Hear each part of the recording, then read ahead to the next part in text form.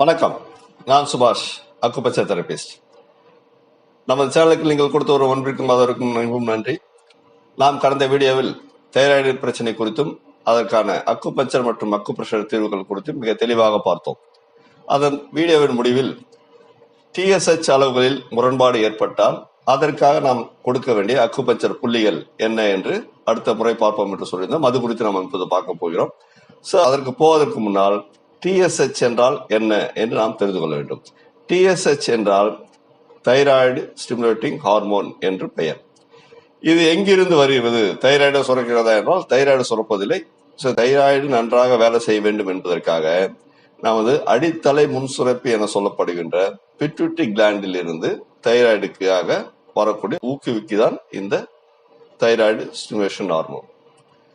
இந்த ஹார்மோன் சரியாக சுரந்து வந்தால் மட்டும்தான் தைராய்டு தனது பணியை மிக சிறப்பாக செய்ய முடியும். ஆக அது முறையாக சுரக்காத நேரத்தில் நாம் கடந்த வீடியோவில் பார்த்தது போல் தைராய்டை சரி செய்வதற்கான புள்ளிகள், அதே புள்ளிகளை நாம் தூண்டிவிட்டோமானால் நமக்கு பயன் கிடைக்காது, இல்லை மிக மிக தாமதமாக கிடைக்கும்.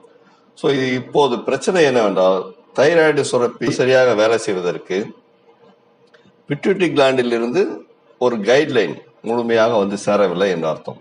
ஆக இப்போ நாம் முதலில் சரி செய்ய வேண்டியது பிட்யூட்டரி கிளாண்டை தான். ஆக அந்த பிட்யூட்டரி கிளாண்டுக்கு ஸ்டிமுலேஷன் செய்வதற்கு சில புள்ளிகள் உள்ளன. அது என்னவென்று பார்ப்போம்.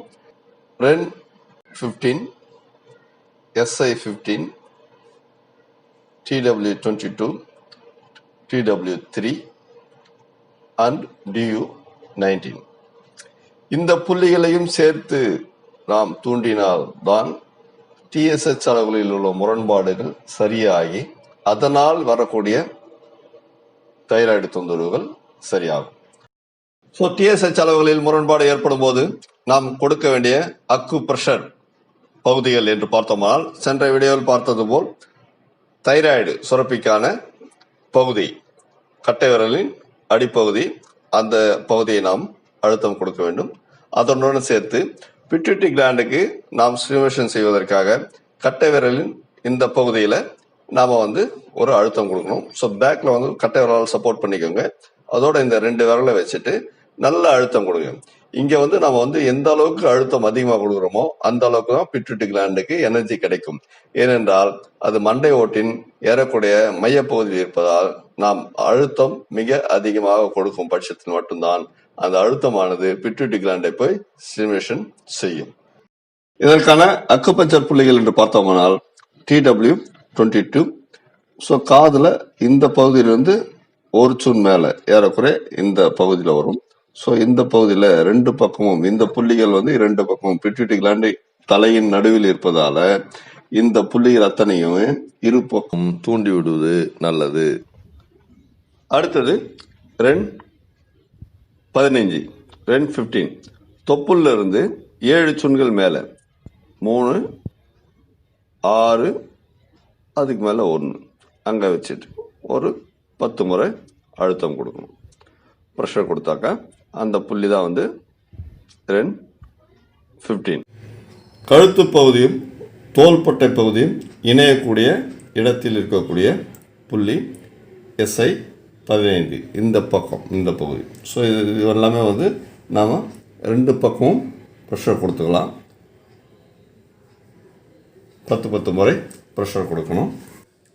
அடுத்தது DU19 என்பது வேற ஒன்றும் கிடையாது. இந்த சுழின்னு சொல்லுவாங்க இல்லையா, தலையில் ஒரு சுழி இருக்கும் இந்த இடத்துல, இந்த நடுப்பகுதி, உடலின் நடுப்பகுதியில் வரக்கூடியது, இந்த பகுதியில் இருக்கக்கூடியது DU19.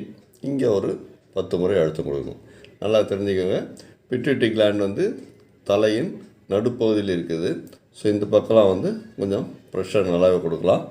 அடுத்தது TW3. இது நம்ம ஏற்கனவே பார்த்துருக்குறோம். இந்த 4வது விரலில், அதாவது மோதிர விரலில் முட்டிக்கு கீழே இருக்கக்கூடிய புள்ளி TW3. இங்கே ஒரு 10 முறை அழுத்தம் கொடுக்கணும். ஆக இந்த 5 புள்ளிகளிலும் TW22, SI15, REN15, TW3, DU19 இந்த 5 புள்ளிகளையும் தூண்டுவதன் மூலமாக தைராய்டு ஸ்டிமுலேஷன் ஹார்மோன் என சொல்லப்படுகின்ற தைரோட்ரோபின் உருவாவதற்கான மூலக்கூறுகளை நாம் உருவாக்கி கொடுக்கிறோம். இதன் மூலம் TSH முரண்பாட்டால் வரும் தைராய்டு பிரச்சனை தீரும். ஆக இந்த வீடியோ உங்களுக்கு பிடிச்சிருக்கு, லைக் பண்ணுங்க, ஷேர் பண்ணுங்க, சப்ஸ்கிரைப் பண்ணுங்க. ஸோ யாருக்கெல்லாம் நீங்க ஷேர் பண்றீங்களோ அவங்களையும் சப்ஸ்கிரைப் பண்ண சொல்லுங்க. ஸோ மீண்டும் அடுத்த வீடியோவில் தைராய்டு தொந்தரவு தொடர்பான காய்டர் என சொல்லக்கூடிய அந்த பிரச்சனை என்றால் என்ன, அதற்கு ஆன அக்குபஞ்சர் தீர்வுகள் என்ன, அழுத்த தீர்வுகள் என்ன என்பதை மிக தெளிவாக பார்ப்போம். நன்றி, வணக்கம்.